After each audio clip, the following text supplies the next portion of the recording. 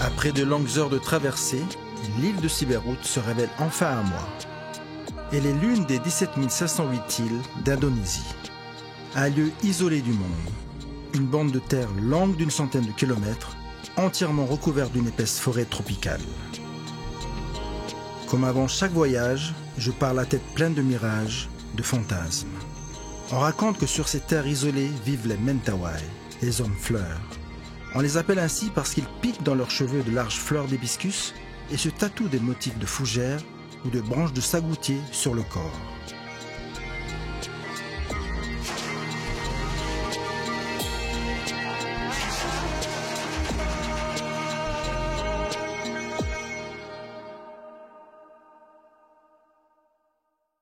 Je m'appelle Christian Carambeu. La Nouvelle-Calédonie, c'est là que je suis né, à 20 000 km de la métropole. Je suis Kanak. J'ai grandi dans une tribu, mais pas en dehors de toute modernité.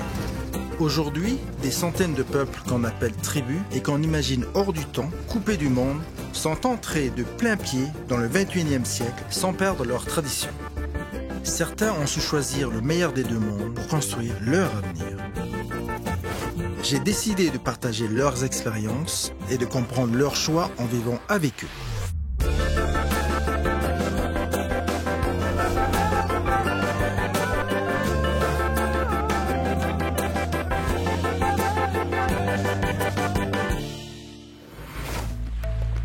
À l'approche de l'île, mon voyage n'est pas encore terminé.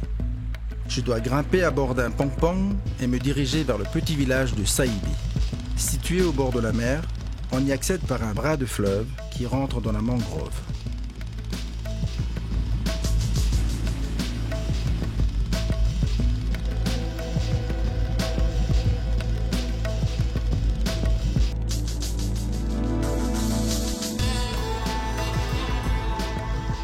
Je pars y retrouver Esmat, un Mentawai.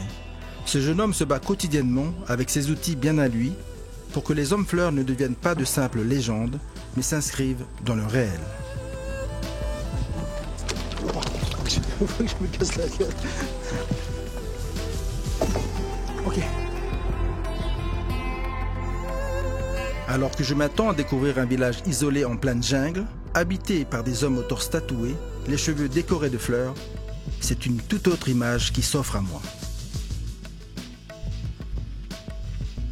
Incroyable parce que assez structuré comme village. Je ne voyais pas le village aussi bien organisé comme celui-ci. Il y a des numéros, un chemin qui va vers le port avec pas du goudron mais du béton.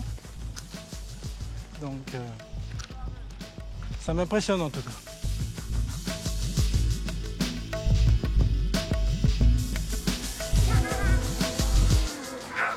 You go to school now? Vous allez à l'école? What language you speak? Vous parlez quelle langue? Mentawai. Ah, you speak Mentawai. Ah, vous parlez Mentawai. Ah, ok. Ah non, now you're gonna Vous allez count m'apprendre in à compter en I Mentawai. need to understand. Je dois comprendre. Sabe, hey, hey. Sabe ou sape? Sabe. Right, and two? Sabe, dua. Telu. Epat. Lima. Enem. Pido. Malo. Seba. Ok.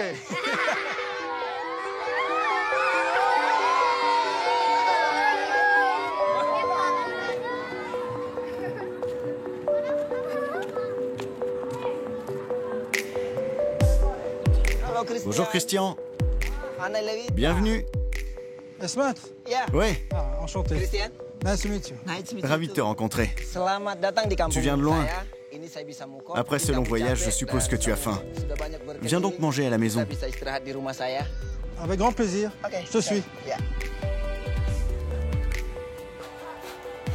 Je m'attendais à un village très traditionnel, mais je vois qu'il est très bien organisé, avec des églises. C'est incroyable.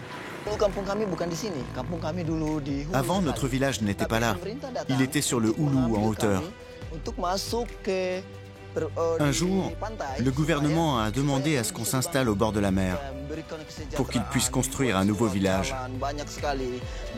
Ils ont voulu nous apporter des routes, des infrastructures, mais malheureusement, ils ne pensent pas à notre culture. Par exemple, dans les écoles, notre culture n'est pas enseignée. Voici ma maison. On va rester se reposer un peu ici. Oui, j'y vis avec mes parents, mes frères et mes sœurs. J'ai grandi ici. Je suis né dans le village. Hello. Bonjour, je suis Christian. Nice to meet you. Enchanté. Maman, j'ai ramené un ami pour déjeuner. Oui, pas de problème. C'est bientôt prêt.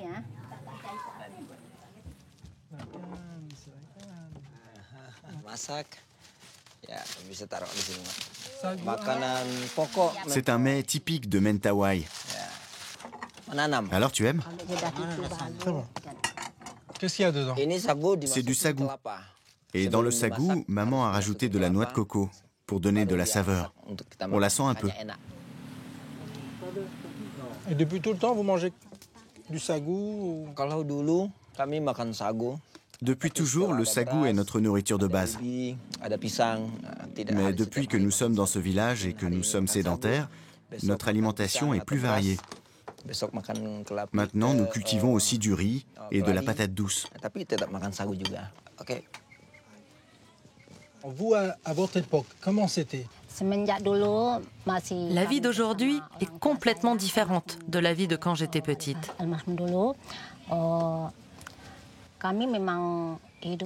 Par exemple, je vivais avec mes parents dans la forêt. On était presque nus. On ne portait qu'un petit bout de tissu pour cacher notre sexe.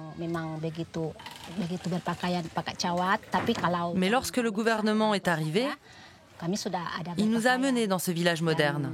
Et c'est à ce moment-là que j'ai commencé à m'habiller.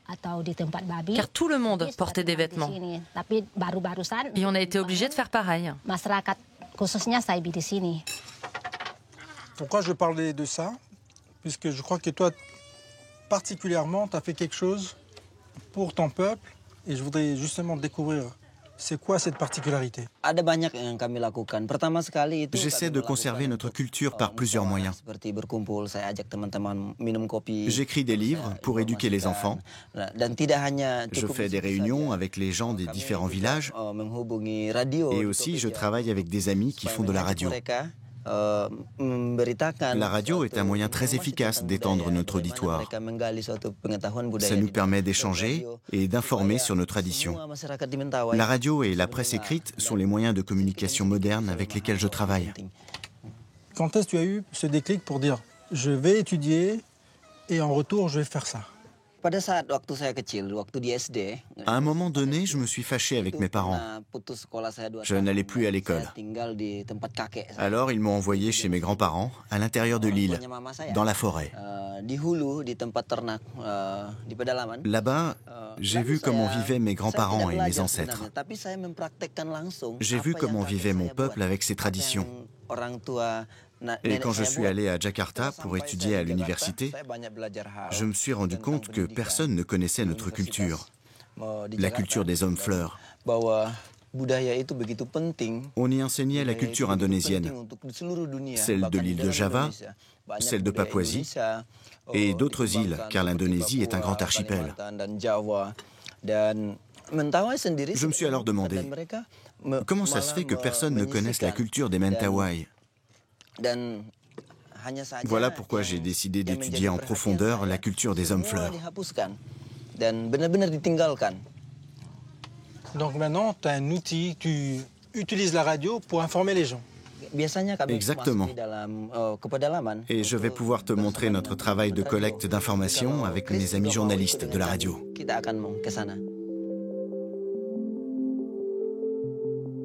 Pour la première fois, j'ai l'impression d'être le témoin d'une culture en sursis, d'un peuple en perdition. Mais certains, comme Esmat, y croient encore. Ils sont minoritaires, mais se mobilisent avec force pour sauvegarder et transmettre la mémoire de leurs ancêtres.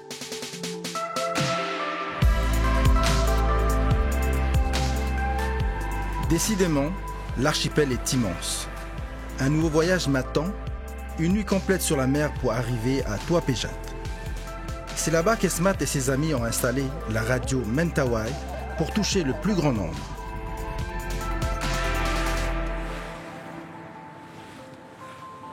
Sesaat lagi akan hadir di ruang dengar Anda, gelaran yang menghadirkan pop Indonesia dan mancanegara terkini. Hal-hal menarik apa dalam budaya Mentawai, dan ini juga menjadi pelajaran bagi kita bersama ya, bahwa ternyata budaya kita jauh dilihat menjadi luar biasa oleh Entrez, entrez. Bonjour, je m'appelle Christian. Bonjour, moi c'est Sundam. Enchanté. Bienvenue à Radio Mentawai. On est justement en direct là. Quelle programmation vous avez pour cette journée aujourd'hui? Aujourd'hui, on a un programme de 2 heures qui s'appelle Sipuru, ce qui veut dire arc-en-ciel en Mentawai. Et il est consacré à la culture des hommes fleurs. On la transmet grâce à des reportages et différents témoignages, car cette culture se perd. Alors, on essaie de la faire vivre à la radio. Mais toi, justement, tu dois être heureux de voir que dans la programmation, on intègre justement ce que tu recherches. La radio est un outil formidable pour faire passer mon message. La radio et les autres moyens de communication, comme les livres, permettent de faire passer mon message sur tout l'archipel des Mentawai. Sandang, vous comprenez sa vision, vous comprenez sa quête? Oui, et je suis heureux d'aider Esmat. On a le même point de vue sur la culture Mentawai. Et nos moyens nous permettent de l'aider et d'informer les auditeurs. Vous êtes Mentawai? Moi, je ne suis pas Mentawai, mais ma maman, oui. Donc je n'ai pas tous les tatouages, mais je suis tatoué dans mon cœur. Ah, pas mal. Well done. Et aujourd'hui, on a des invités. Ils nous appellent à la radio là-bas. Ah, ouais, ok. We go. On y va. Et maintenant, ils vont tous rentrer dans le studio pour nous dire ce qu'ils font ici. Bonjour Esmat. Bonjour à tous. Selamat pagi. Selamat pagi. Je suis Christian. Christian. Yeah. Nous sommes en direct et on aimerait tous savoir que vient faire un Français sur l'archipel Mentawai.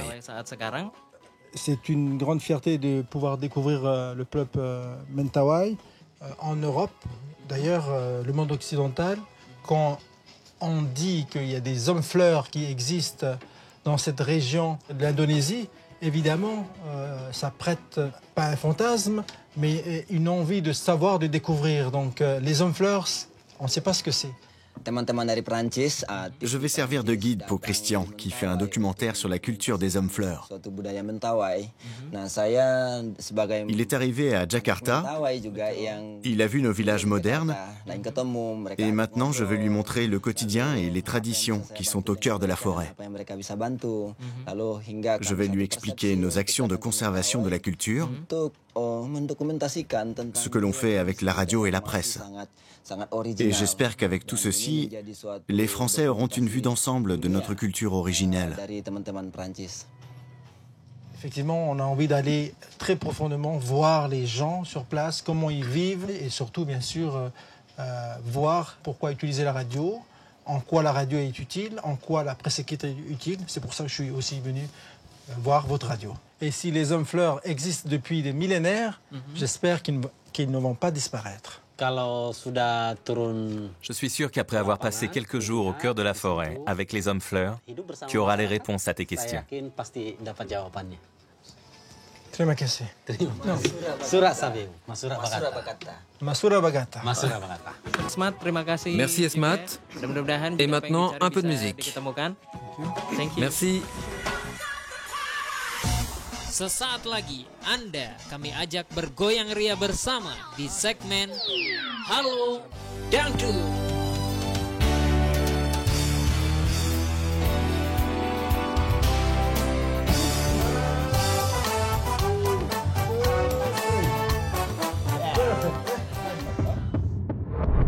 Nous partons en destination du village de Rorogot. C'est là qu'Esmat se rend régulièrement depuis son enfance pour apprendre des anciens. Fadi et Anda Les journalistes et amis d'Esmat nous accompagnent. Sur ces deux îles, il n'y a plus d'hommes fleurs. Les derniers vivent au cœur de cette île de Siberut. Ils sont plus principalement donc, situés ici à Siberut Selatan. Pas ici, pas là, pas là. Que là. En fait, ce qu'il s'est passé, c'est qu'après l'indépendance de l'Indonésie en 1945, le gouvernement a interdit aux hommes fleurs de vivre selon leurs croyances. Car selon notre constitution, il faut avoir une religion monothéiste, comme les chrétiens, les musulmans ou bien les juifs. Et comme les hommes fleurs sont animistes, cette culture a été interdite, car elle avait plusieurs dieux. Les hommes fleurs n'ont pas voulu changer de religion et ils ont bravé l'interdit. C'est pour ça qu'ils restent cachés dans la forêt, à l'intérieur de l'île. Car s'ils allaient dans les villages, ils devraient se plier à la loi.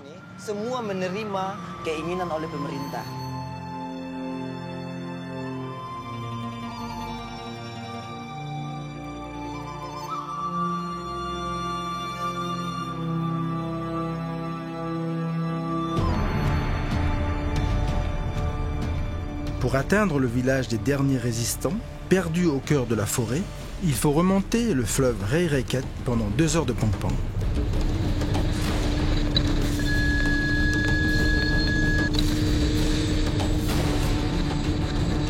Ici, la radio ne passe plus. Nous sommes désormais loin de toute civilisation et les hommes fleurs sont encore à 5 heures de marche à travers la jungle. Il faut le mériter pour venir voir les peuples fleurs.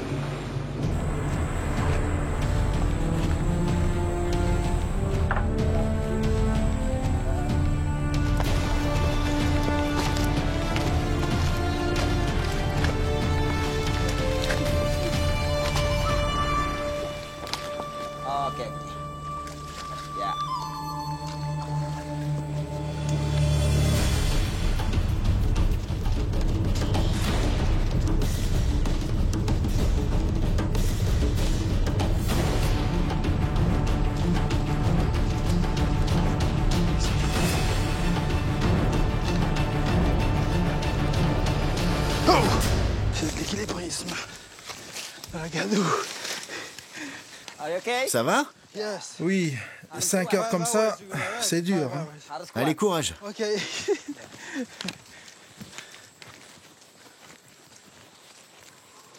On est presque arrivé.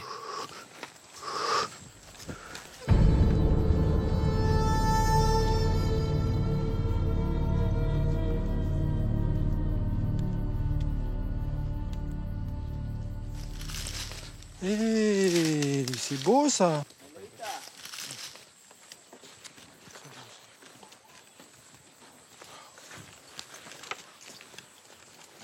Bonjour.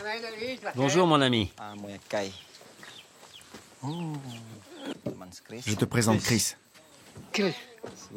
Il vient de France. Et mes amis de la radio.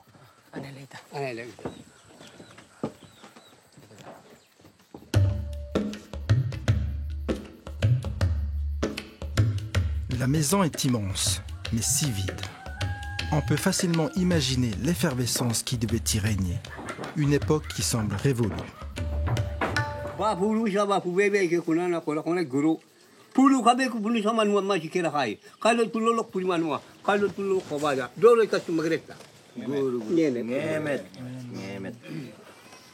J'ai vu en rentrant que la maison était immense. Oui, car avant nous étions 2 familles. Mon frère aussi habitait ici. Mais il est parti dans le village moderne. Et mes enfants aussi sont partis là-bas. Donc maintenant, ma femme et moi, nous sommes les derniers à vivre dans cette Ouma. Mais ma famille revient de temps en temps me rendre visite, comme en ce moment. Alors justement, certains essayent de s'échapper, ils partent. Que pensez-vous du travail de ces journalistes de venir chercher des informations pour donner à nouveau à cette jeunesse qui ont perdu quelque part votre culture, leur culture? Je ne suis pas sûr qu'ils puissent comprendre notre culture. Ils sont jeunes encore. Mais c'est bien tout de même qu'ils soient là. J'espère qu'ils arriveront à comprendre et partager ce savoir. Mais c'est un travail qui va leur demander beaucoup de temps. C'est important car nous sommes sans doute la dernière génération d'hommes fleurs. Les hommes fleurs vivant ainsi ne sont plus que quelques-uns disséminés çà et là dans la forêt, seuls ou en couple. Les plus jeunes sont tous partis s'installer dans les villages modernes. Ces derniers de Mohicans, de Sibéroute, savent que leurs jours heureux sont comptés. Ne s'avouant pas vaincus, ils réagissent aux menaces en misant sur leurs petits-enfants qu'ils invitent pendant les vacances. La transmission des savoirs, liée à la création artisanale, est indispensable pour eux. Car dans ce monde du végétal, l'art des hommes fleurs est éphémère. Les objets en matière végétale ne se conservent guère au-delà d'une ou deux générations dans la forêt humide de l'île. Sans la mémoire des plus jeunes, tout disparaîtra sans laisser de traces.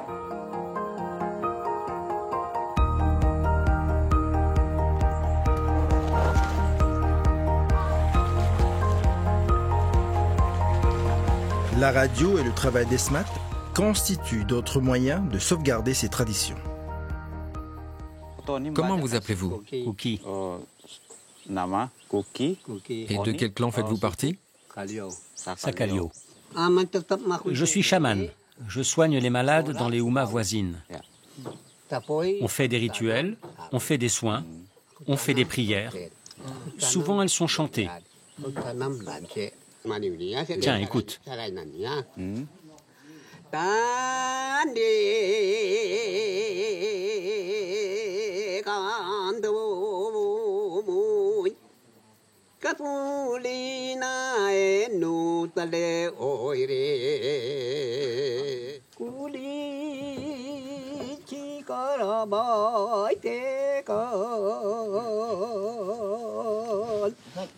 Viens, viens avec nous.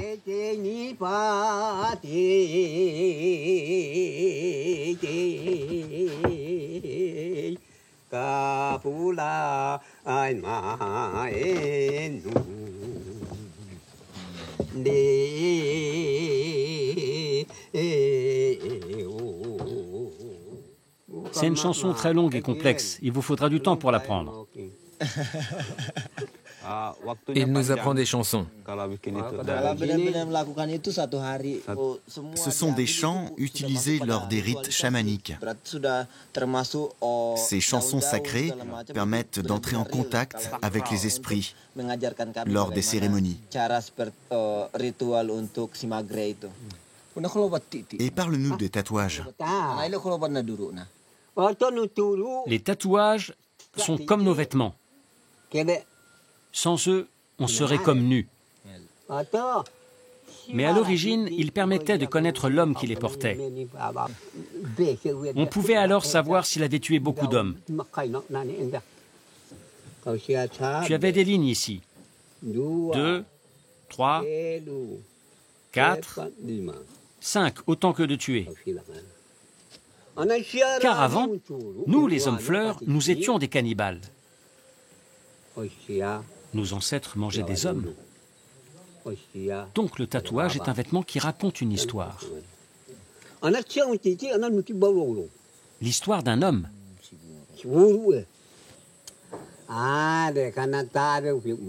On peut alors tout savoir de cet homme. Savoir si c'est un héros, s'il a chassé beaucoup d'hommes. Mais ce n'est pas tout. Tu peux aussi savoir de quelle région il vient et à quelle famille il appartient. Les tatouages sont à la fois l'histoire et la carte d'identité d'un homme.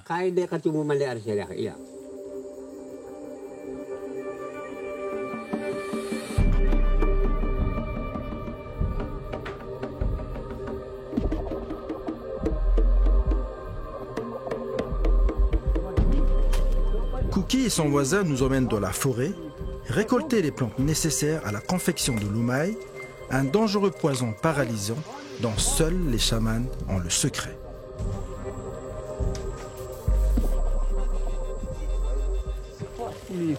Oui, ces branches ont l'air bien. Une fois rentrés à la houma, on va les piler et en faire une concoction.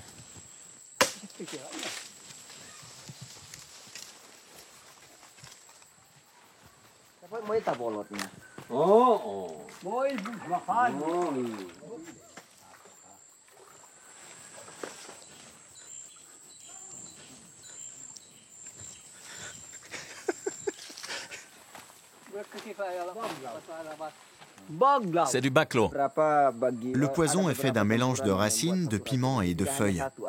Il faut combien de plantes différentes pour faire ce poison? Il dit qu'il en faut 4. 1, 2, 3 et 4. Oui, c'est ça, 4.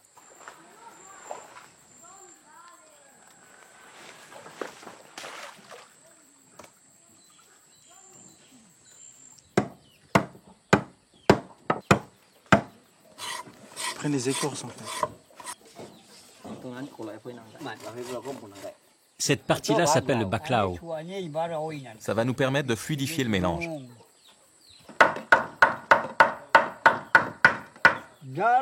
Les piments sont la touche finale du poison.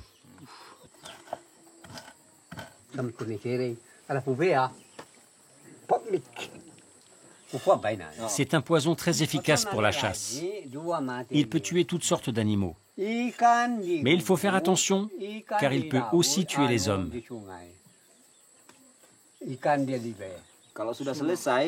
Tu mets le poison au bout de ta flèche et lorsque l'animal est touché, il meurt tout de suite.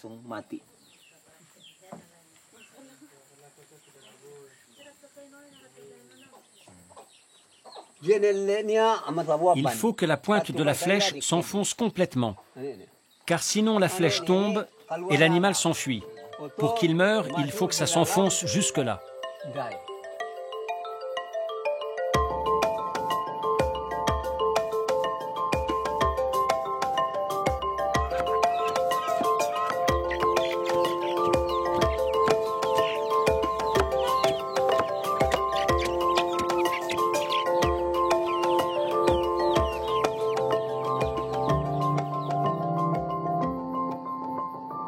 Ici, ni télévision, ni jeux vidéo.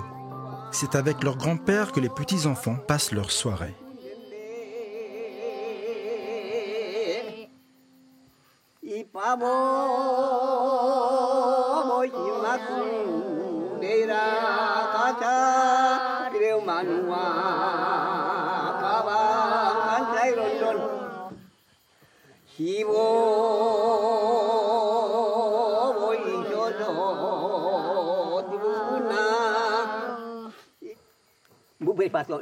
C'est l'histoire d'un petit oiseau qui chante. Tu sais pourquoi il chante? Il chante justement pour annoncer à la forêt que le jour va bientôt se lever.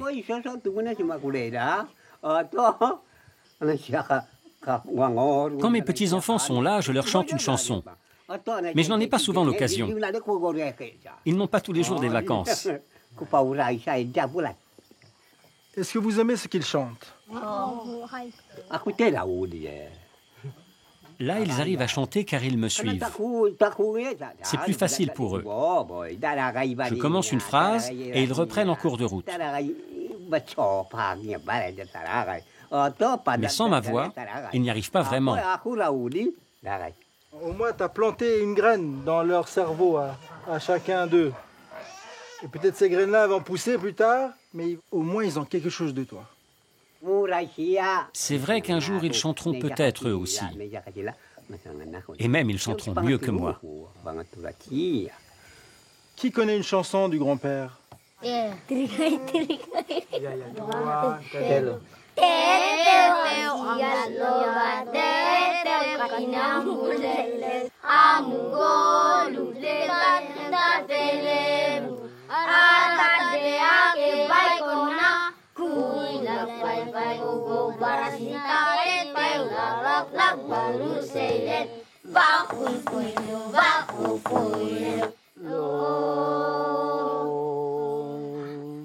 bien. Félicitations. Il veille sur moi. Bonne nuit. Comme il le fait avec ses traditions, Cookie va en effet veiller sur nous toute la nuit. En confiance, je dors comme un enfant au cœur de la jungle.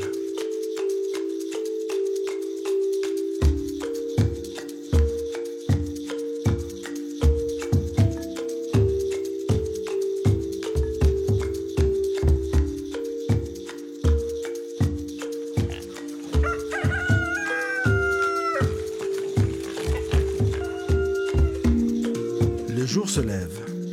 Il est temps de partir chasser et cueillir avec les anciens. Allez, vas-y.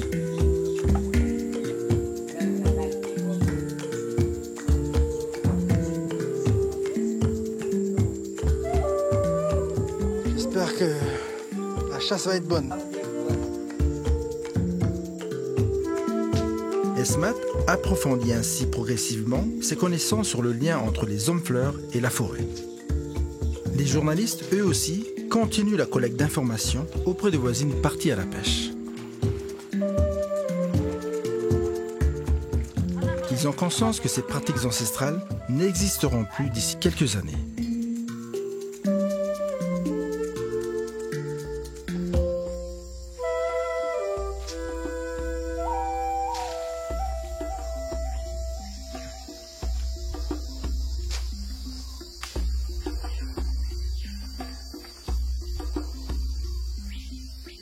Tiens, regardez qui est là. Ah, voilà, on est nombreux, on va pouvoir augmenter les chances d'attraper quelque chose. J'ai vu des traces par là ce matin.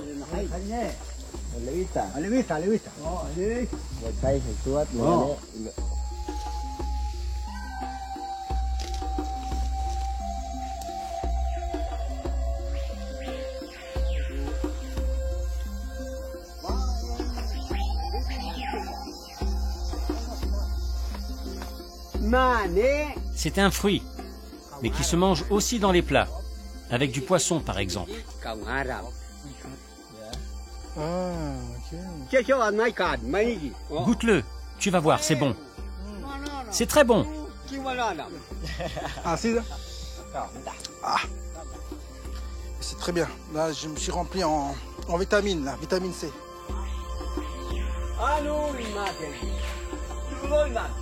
Les hommes-fleurs entretiennent un dialogue permanent avec les esprits qui, pensent-ils, peuplent l'environnement. Dans leur représentation de la nature, tout ce qui est pris à celle-ci doit lui être rendu pour maintenir l'équilibre naturel du monde.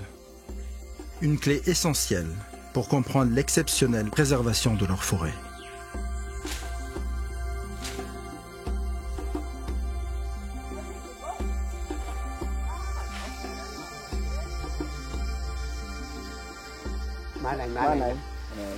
Il y a plein de fleurs ici. Regarde comme il est beau mon jardin. Je peux aller partout ici. C'est mon terrain. Ce qu'il y a au nord, au sud, à l'est et à l'ouest, c'est à moi. Ici, c'est mon garde-manger, à moi et à mes enfants. Il y a du sagou, toutes sortes de plantes. Il y a tout ce dont ma famille a besoin. Et même quand je serai plus là, mes enfants auront encore de quoi manger.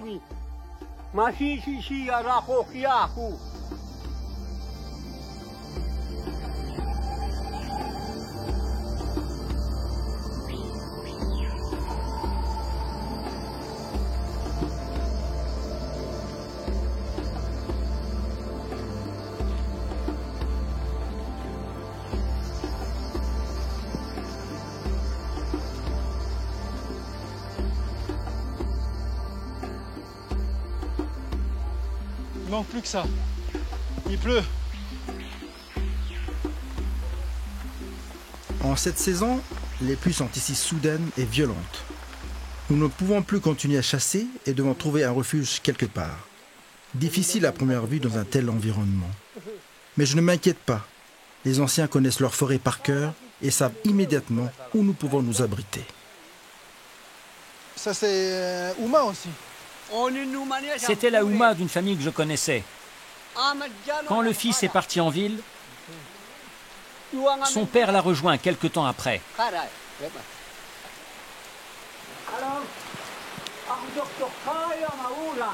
Les parents suivent souvent leurs enfants qui partent étudier en ville.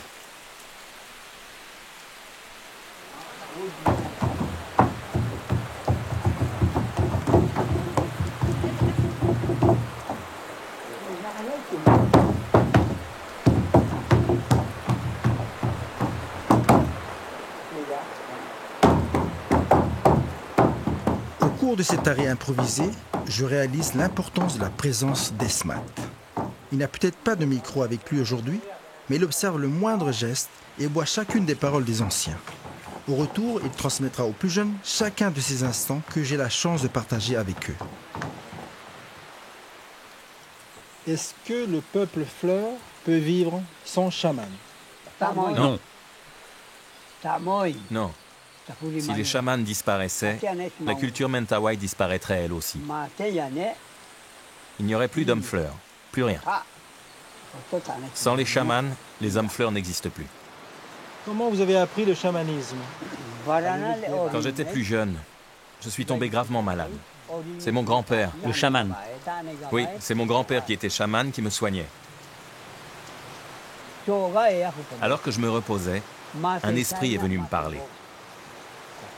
Cet esprit m'a dit qu'il fallait que je devienne à mon tour chaman. Une fois guéri, j'ai appris tout le savoir qu'avait mon grand-père. Vous avez été intronisé par votre grand-père. Esmat, il est très inspiré, il fait beaucoup de recherches. Est-ce que vous, par exemple, pouvez l'introniser comme chaman? La chose la plus importante, c'est qu'il soit prêt, lui. Pas moi, lui.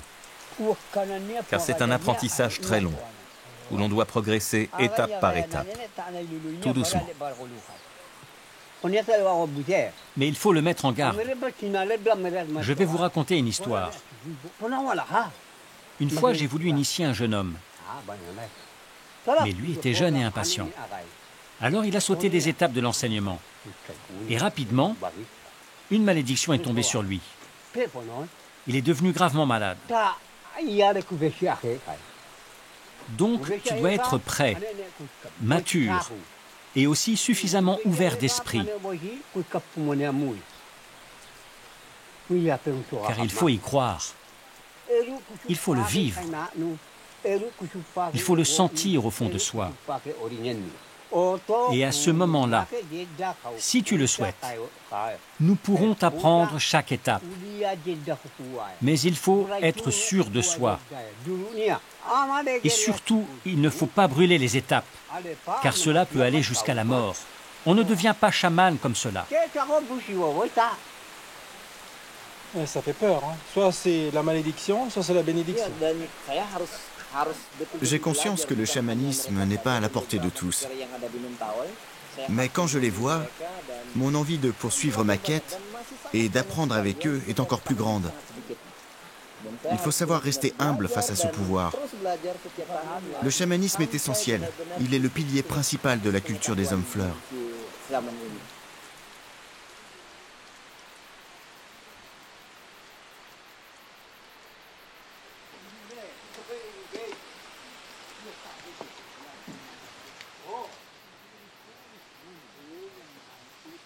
Trois heures après, la pluie a enfin cessé. La journée est trop avancée pour continuer la chasse.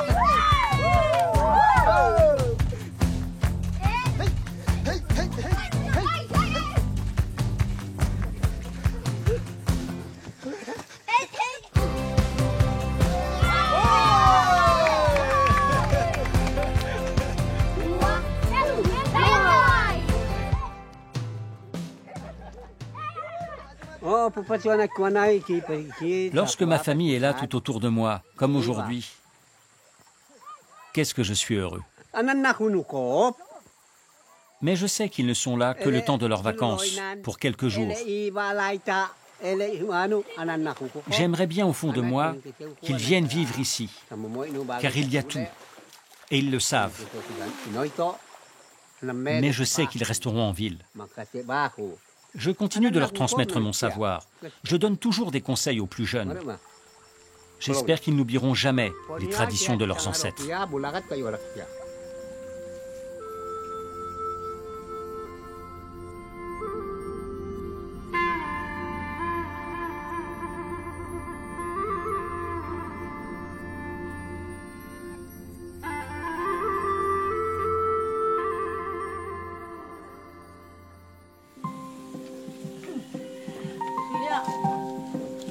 Notre présence et celle des petits-enfants est un événement. De la tradition des hommes fleurs, chaque moment important est marqué par le sacrifice d'un cochon.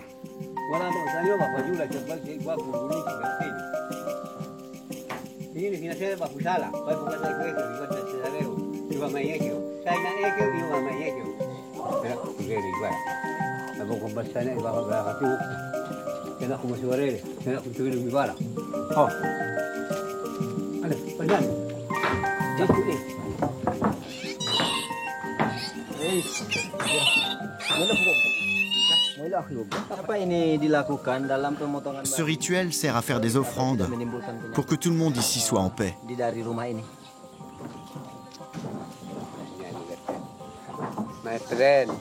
Ça me fait plaisir de partager ce moment avec toi.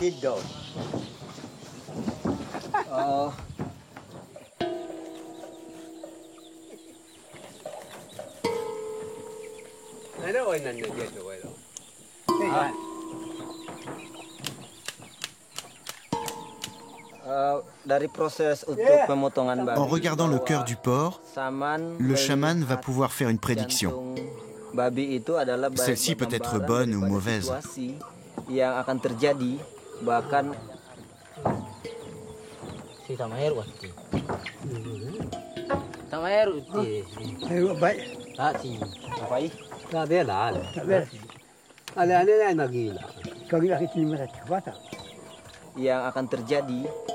Là, ils ont vu que quelqu'un allait être malade. Et les chamans ne se trompent pas souvent. Et là, ça nous inclut ou c'est que la maison? Oui, cette prédiction est valable pour toutes les personnes présentes aujourd'hui. Donc, quelqu'un ici va être malade, mais cette maladie pourra être guérie.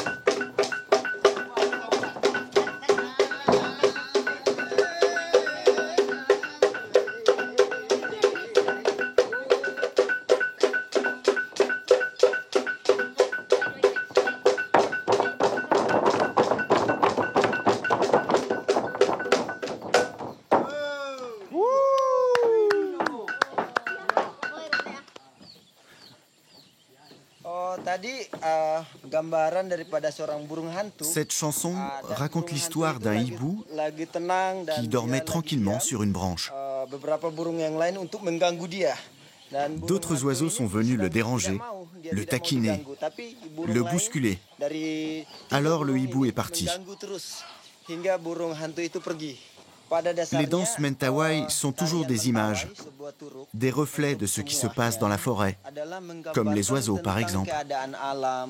J'espère, parce que j'ai cru que le hibou c'était les Mentawai et les oiseaux autour, la société moderne qui arrive de tous les côtés et puis le hibou il s'en va, quoi. Enfin bref. J'espère pas que ce soit ça l'interprétation. Oui, moi non plus. Dans la culture des hommes fleurs, le partage des ressources de la forêt est une valeur fondamentale. Pendant les repas, chaque personne a ainsi la même quantité de nourriture que son voisin. Homme ou femme, vieillard ou enfant, tous ont la même importance.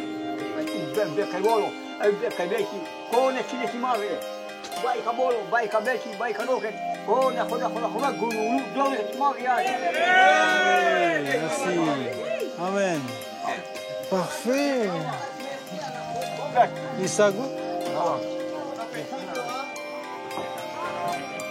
Quand je vois le plaisir des anciens à transmettre, celui des enfants à écouter leurs histoires, quand je pense au travail des journalistes qui diffusent ces dernières jusqu'aux villes les plus modernes, je ne peux m'empêcher d'avoir confiance en l'avenir des hommes fleurs.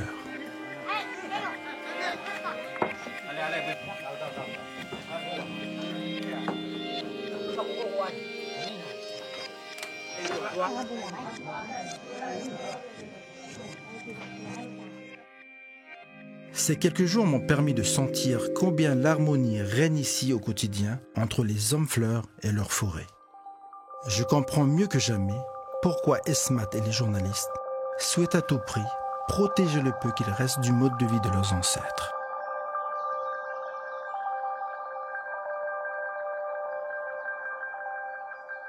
Cookie, aujourd'hui c'est un jour peut-être triste pour moi parce que je vais te quitter, mais moi je voudrais que tu me dises qu'est-ce que je dois emporter avec moi et toi, qu'est-ce que tu veux que je puisse dire en partant? Moi aussi, je suis triste que tu partes.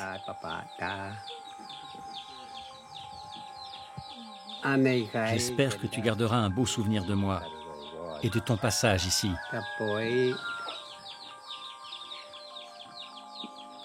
Tu peux revenir quand tu veux. Tu seras toujours le bienvenu dans cette maison.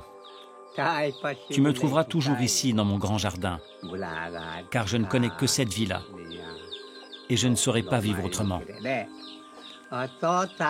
ne tarde pas trop, car je ne sais pas combien de temps encore j'aurai la force de vivre. Merci de votre hospitalité. Et surtout, moi, je vois dans votre sourire peut-être une leçon d'humilité, mais surtout un message d'espoir. Merci. Nasura Bagata. Merci beaucoup. Merci. Merci beaucoup. Merci beaucoup. C'est moi. Merci de votre hospitalité. Et à très bientôt. D'accord. Merci. Bisous, bisous. Awa. C'est ça.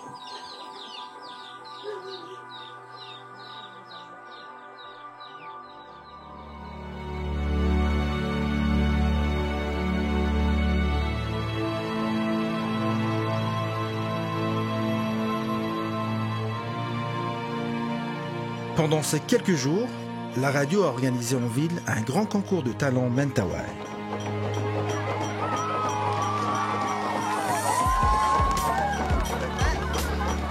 Les premiers résultats du travail d'Esmat sont visibles. Plus qu'ailleurs, j'ai ici l'impression de voir un peuple bien en équilibre entre modernité et tradition. Comme nous les Kanaks, les Mentawai ont bien compris que demain serait différent d'hier. Les habits et villages traditionnels sont sur le point de disparaître, mais l'âme des Mentawai demeure.